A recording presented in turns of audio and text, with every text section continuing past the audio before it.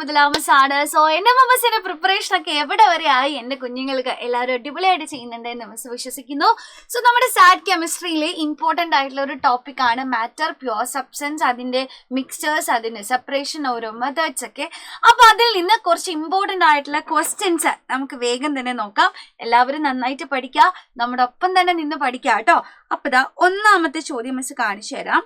C നോക്ക്, ഇത് phenomenon P and Q. അപ്പൊ ഇവിടെയുള്ള പിയും ക്യൂ എന്താണെന്ന് കണ്ടെത്തിയാൽ മാത്രം മതി.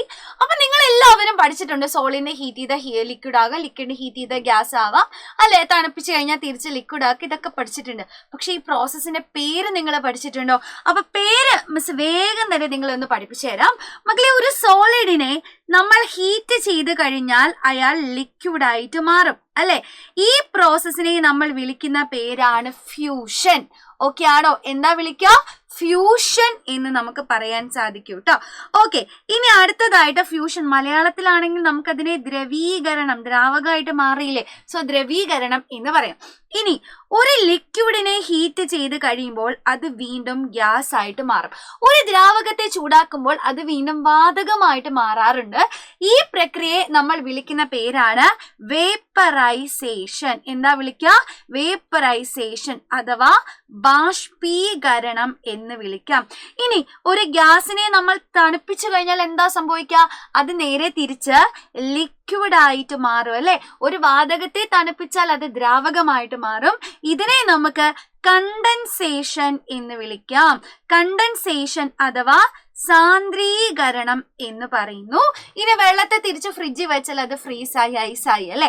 അപ്പൊ ലിക്വിഡിനെ വീണ്ടും തണുപ്പിച്ചു കഴിഞ്ഞാൽ നമുക്ക് സോളിഡ് ആക്കി മാറ്റാൻ സാധിക്കും, അല്ലെ? ഒരു ദ്രാവകത്തെ വീണ്ടും തണുപ്പിച്ചാൽ നമുക്ക് ഖരപദാർത്ഥമാക്കി മാറ്റാം.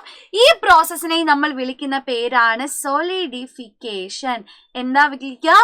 സോളിഡിഫിക്കേഷൻ അഥവാ ഘനീഭവിക്കൽ എന്ന് വിളിക്കാം.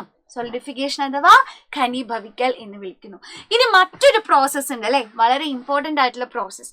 അമോണിയം ക്ലോറൈഡ്, നാഫ്തലിൻ, ഇപ്പം തന്നെ നിങ്ങൾക്ക് പിടികിട്ടിട്ടുണ്ടാവും, കർപ്പൂരം, ഇവരെയൊക്കെ ചൂടാക്കിയാൽ ഇവരൊക്കെ സോളിഡ്സ് ആണ്. ഇവരെയൊക്കെ ചൂടാക്കുമ്പോൾ അവർ നേരിട്ട് ഗ്യാസ് ആയിട്ട് മാറും, ഖരപദാർത്ഥം നേരിട്ട് വാതകമായിട്ട് മാറും. ഈ പ്രോസസ്സിനെ നമ്മൾ വിളിക്കുന്ന പേരാണ് സബ്ലിമേഷൻ അഥവാ ഉത്പതനം. ഇത് നിർബന്ധമായിട്ടും അറിഞ്ഞിരിക്കണേ. ഒരു ഖരപദാർത്ഥത്തെ ചൂടാക്കുമ്പോൾ നേരിട്ട് വാതകമായിട്ട് മാറിയാൽ അതിനെ നമുക്ക് സബ്ലിമേഷൻ അഥവാ ഉത്പതനം എന്ന് വിളിക്കാൻ സാധിക്കും. ഇനി ഇതേ ഗ്യാസസിനെ നമ്മൾ തണുപ്പിച്ചു കഴിഞ്ഞാൽ അവര് നേരിട്ട് സോളിഡ് ആയിട്ട് മാറും. അപ്പോൾ ഒരു വാതകത്തെ തണുപ്പിക്കുമ്പോൾ നേരിട്ട് അവർ ഖരമായിട്ട് മാറും. ഈ പ്രോസസ്സിനെ നമ്മൾ വിളിക്കുന്ന പേരെന്താണെന്നറിയോ? ഡിപ്പോസിഷൻ എന്ന് വിളിക്കൂ കേട്ടോ. മലയാളത്തിൽ നമ്മൾ അതിനെ ഘനീഭവിക്കൽ എന്ന് തന്നെയാണ് പറയാറുള്ളത്. മലയാളത്തില് സോളിഡിഫിക്കേഷനും ഡിപ്പോസിഷനും സെയിം പേരാണ്, പക്ഷെ ഇംഗ്ലീഷിൽ വേറെയാണ്. അപ്പൊ ഇനി ഒരിക്കൽ കൂടെ മിസ് പറഞ്ഞു തരട്ടെ എന്റെ കുഞ്ഞുങ്ങൾക്ക്. ഇത് ഇമ്പോർട്ടന്റ് ആയിട്ടുള്ള ഒരു ടോപ്പിക് ആണ്. അപ്പൊ ഒരു സോളിഡിനെ ചൂടാക്കിയാൽ അയാള് നേരെ ആരായിട്ടാ മാറാ? ദ്രാവകം, ലിക്വിഡ് ആയിട്ട് മാറും. അതിനെ ഫ്യൂഷൻ അഥവാ ദ്രവീകരണം എന്ന് പറയുന്നു. ഒരു ലിക്വിഡിനെ നമ്മൾ ചൂടാക്കുമ്പോൾ, ഒരു ദ്രാവകത്തെ നമ്മൾ ചൂടാക്കിയാൽ അയാള് നേരിട്ട് വാതകമായിട്ട് മാറും, ഗ്യാസ് ആയിട്ട് മാറും. അതിനെ വേപ്പറൈസേഷൻ അഥവാ ബാഷ്പീകരണം എന്ന് വിളിക്കുന്നു. ഒരു ഗ്യാസിനെ നമ്മൾ എന്താ ചെയ്യേണ്ടത്? കൂൾ ഡൗൺ ചെയ്തു, തണുപ്പിച്ചു.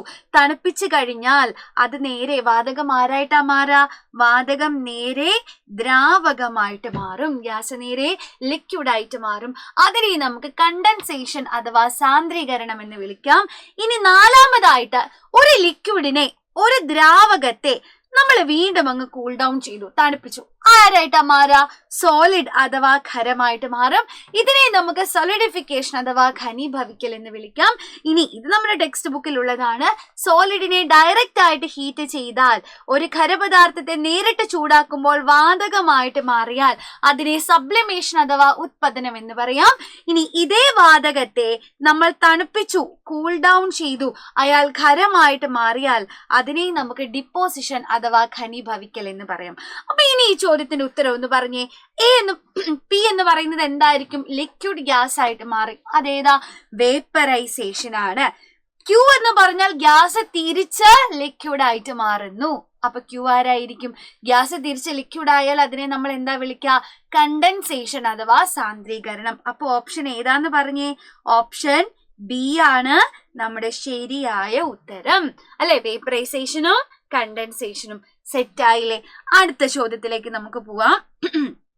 നോക്കിക്കോ, ഇത് ഇമ്പോർട്ടന്റ് ആയിട്ടുള്ള ചോദ്യമാണ് കേട്ടോ. അപ്പൊ ഇതേപോലെയുള്ളത് അടുത്ത ചോദ്യം നോക്ക്. Which state of matter undergoes sublimation?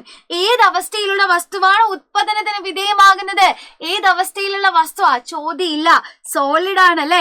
Solid direct ആയിട്ട് ഗ്യാസ് ആവുന്നതാണ് സബ്ലിമേഷൻ. ഖരം നേരിട്ട് വാതകമാവുന്നതാണ് ഉത്പാദനം. സോ ഓപ്ഷൻ ഇവിടെ കറക്റ്റ് ഉത്തരം വരുന്നത് സോളിഡ് ആണ്. അടുത്തത്, which of the following substance does not undergo sublimation?